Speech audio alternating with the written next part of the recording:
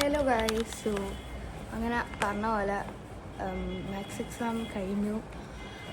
നല്ല അത്യാവശ്യം സമയം കിട്ടിയിട്ടുണ്ടേനു മാത്സ് പഠിക്കാൻ. ബട്ട് ആ ടൈമിലൊന്നും പഠിക്കാൻ പറ്റിയിട്ടില്ല. എക്സാം എഴുതിച്ച് വന്നു. എക്സാമിനെ പറ്റി പറയുകയാണെങ്കിൽ എക്സാം അത്യാവശ്യം നല്ല സിമ്പിളേനു. പക്ഷേ ചില ക്വസ്റ്റ്യൻസിലൊന്നും കുഴപ്പിച്ചു. പക്ഷെ അതൊന്നുകൂടെ വായിച്ച് നോക്കിയിട്ട് തിരിഞ്ഞിന് ഒന്നുകൂടെ ഇരുത്തി പഠിച്ചിട്ടുണ്ടെങ്കിൽ നല്ല അടിപൊളിയായിട്ട് എഴുതാൻ പറ്റുമെന്ന്. അത്യാവശ്യം ഇന്നലെയും മുന്നായിട്ടുള്ള പഠിച്ച ക്വസ്റ്റ്യൻസാണ് വന്നത്. ചെയ്തൊക്കെ പ്രീവിയസ് ഇയറിനും കുറേ ക്വസ്റ്റ്യൻസ് വന്നിന്.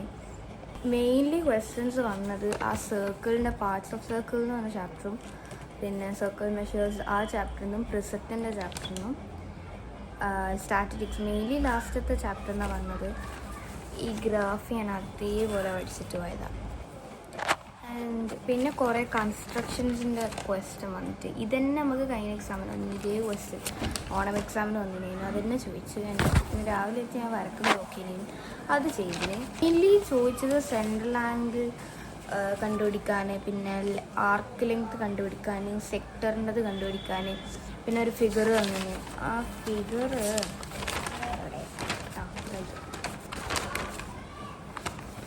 ഇത് കണ്ട. ഈ രണ്ട് ഫിഗർ വന്നിട്ട് അതിൻ്റെ സെൻട്രൽ ആംഗിള്, പിന്നെ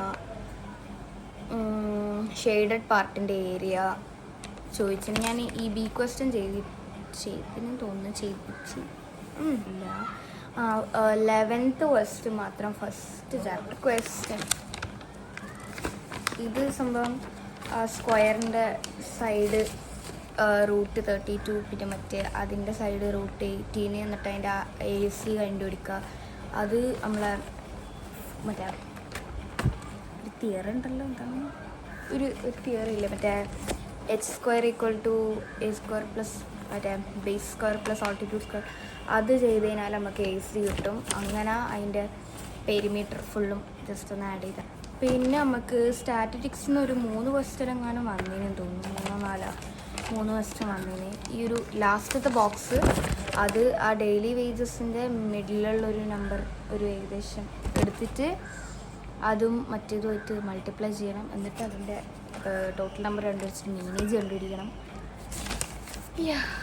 പ്രപ്പോഷൻ വന്നിന് 4 ക്വസ്റ്റ്യൻസ്. ബി ക്വസ്റ്റ്യൻ 26 വന്നത് സംഭവം സ്റ്റാറ്റിസ്റ്റിക്സും ഒരു റിലേഷനുള്ള പോലെ തോന്നി. സ്റ്റാറ്റിസ്റ്റിക്സും ഇങ്ങനെ വന്ന പോലെ. പക്ഷേ അത് പ്രപ്പോഷനാണ് സംഭവം ചോദിച്ചത്.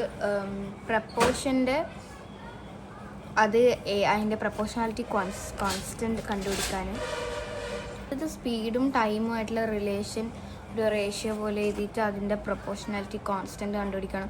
അത് ഏത് ടൈപ്പ് ഓഫ് പ്രപ്പോഷനാണ് എന്നുള്ള എഴുതണം. പിന്നെ അതിൻ്റെ ജസ്റ്റ് ആ ടേബിളിൻ്റെ ബാക്കിയുള്ള അതൊന്ന് ഫില്ല് ചെയ്യാൻ പറ്റും. ആൻഡ് എക്സാം അത്യാവശ്യം നല്ലോണം എഴുതിന്. എനിക്ക് പിന്നെ ഒരു പ്രോബ്ലം ചെയ്യണമെങ്കിൽ ഒരു പേജ് മൊത്തം വേണം. പിന്നെ കുറച്ചെടുത്തിന്. സോ ഞാൻ എൻ്റെ ഫ്രണ്ട്സിനോടെല്ലാം ചോദിച്ചു തരാം. നല്ല പഠിക്കുന്ന പിള്ളേരെല്ലാം പറഞ്ഞു നല്ല സിമ്പിളേനും ഭയങ്കര എളുപ്പേനും. പിന്നെ ബാക്കിയുള്ള പിള്ളേരെല്ലാം പറഞ്ഞു പൊട്ടി. ഇപ്പോൾ എൻ്റെ ഒരു അഭിപ്രായത്തിൽ എക്സാം അത്യാവശ്യം നല്ലതായിരുന്നു. ഒന്ന് ജസ്റ്റ് പഠിച്ചിട്ടുണ്ടെങ്കിൽ എന്തായാലും കിട്ടുന്ന ക്വസ്റ്റ്യൻസ് തന്നെയാണ് തന്നത്. പിന്നെ ഒരു ബി ക്വസ്റ്റ്യൻ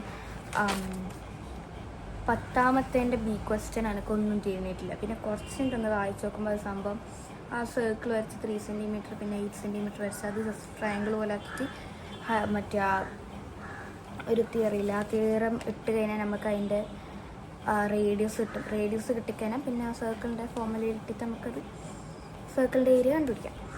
പിന്നെ ഞാൻ വലിച്ച് കിട്ടുന്നില്ല സംഭവം. എക്സാം നല്ല എക്സാമായിരുന്നു.